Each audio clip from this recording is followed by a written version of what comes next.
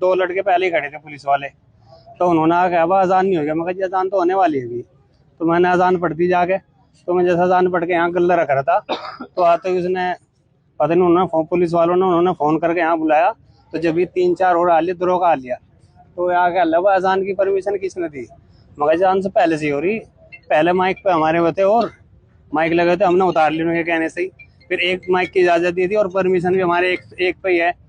तो उन्होंने कह लिया परमिशन कहाँ है? मगर ये लग रही। तो उन्होंने परमिशन उखाड़ के फेंक दी।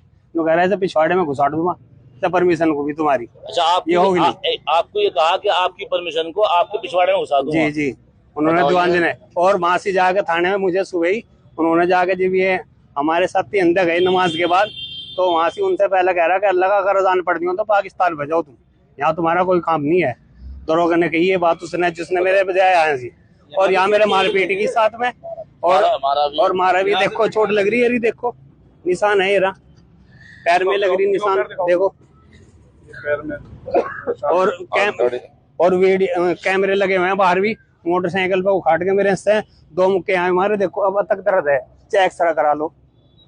रिपोर्ट करा के इनकी जांच हुई।